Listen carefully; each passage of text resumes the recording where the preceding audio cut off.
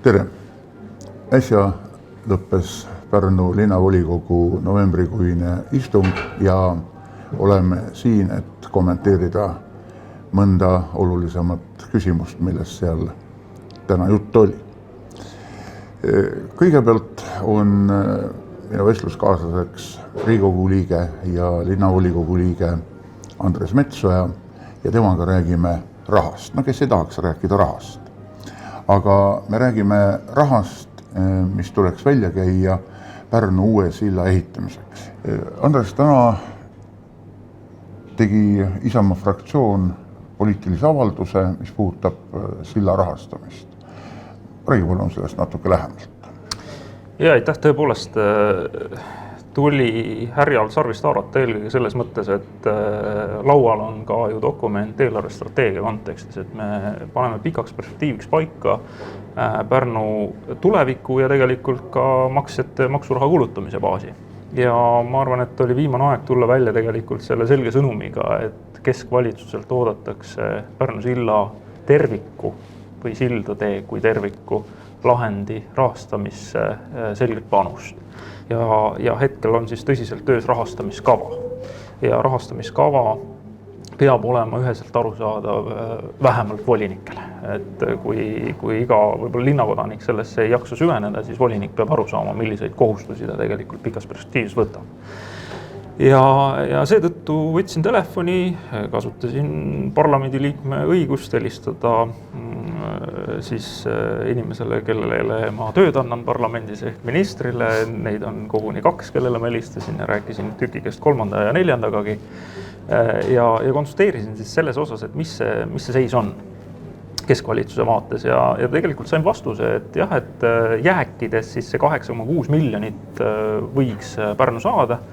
Aga üllatusena teiselt poolt tuli see, et kui ma mainisin, et see silla maksumus on tegelikult 22 miljonit vähimas formaadis ja seal sees ei ole veel kõik juurdepääsuteid ja puudub ka siis olemasoleva kesklinna silla rahastamise plaani osa, siis nagu vangutati pead öelda, et selline info nagu puudub.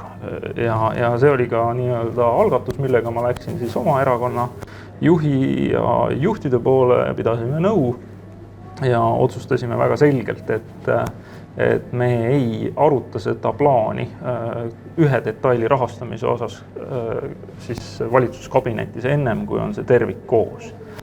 Ja üllatusena muidugi vastusammuna tuli kohe täna see, et oli Meelis suu läbi suur avanemine, kuidas on kogu aeg olnud perspektiiv rahastada silda nagu 3 allikast, et 1/3 siis riigieelarvest, 1/3 siis Euroopa Liidu finantsvahenditest ja 1/3 veel siis kohaliku omavalitsuse rahast.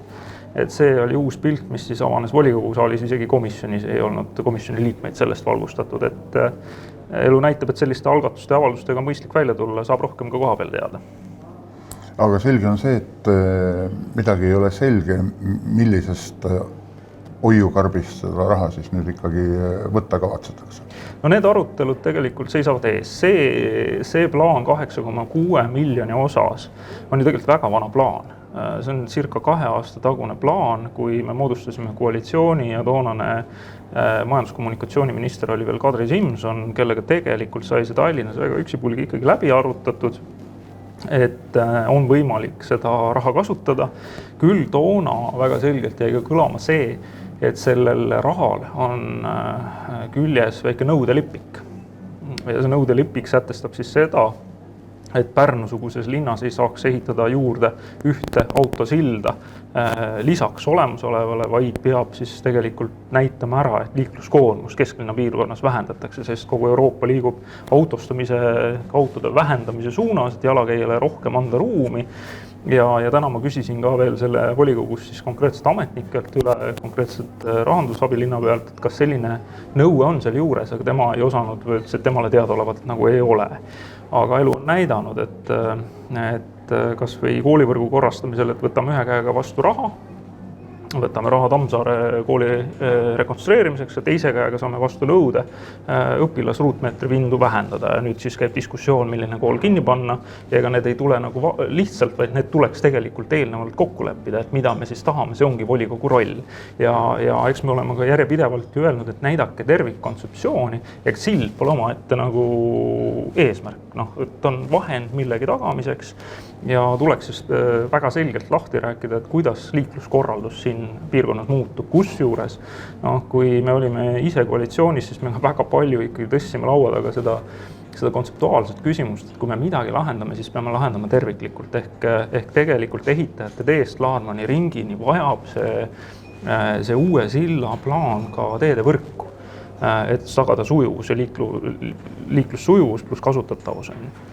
Viimane küsimus. Ajaloolise Suursilla ehitas valmis Eesti riik ja kinkis Eesti Vabariigi 20. aastapäeva puhul oma sünnilinnale Pärnule. Kas ei oleks võib-olla mõistlikum, pidades silmas, et hiljuti oli meil Eesti Vabariik 100, et riik näiteks ehitaks selle uue silla puhtal kujul oma vahenditest ja kingiks taas Pärnule. Ja ütleme, Pärnu kanda jääks siis kesklinna silla rekonstrueerimiskulud. Jõuluaeg on imede aeg ja tegelikult oleme ju novembris advendiaega sisenemas. Kõik me kirjutame jõuluvanale kirju. Kirju võib kirjutada ja kindlasti unistada ka kindlasti maksab, aga ma arvan, et siin me peame jääma nagu realistiks. Aga veel kord, et tõepoolest see tervikpilt tööna on vajalik ja vahetu aus informatsioon, sest praegu ka mina olen näinud erinevaid dokumente, et mis siis saab selle olemusoleva kesklinna sillaga, on ta siis lõpuks hoopis kergliiklussild. Kui ta on, eks ole, siis tuleb ikkagi ära näidata, mis seal siis tehakse. Kui on öeldud, et tekiplaat on ikkagi niivõrd suure kulumisastmega, et seda tuleb uuendada, ikkagi mis see maksab. Ja see plaan peab olema üheselt arusaadav. Aga vaadates seda, milline on ka kadedus teistes regioonides Pärnu arengute suhtes, kui me vaatame investeeringumahte, mis siia suunas on ka liikunud või liikumaas, siis liiga suur tükk ajab suu lõhki. Aitäh, Andres Metsoja, tänasel kaduneljapäeval tulemast ja oma mõtteid jagamast. Aitäh, Kalev!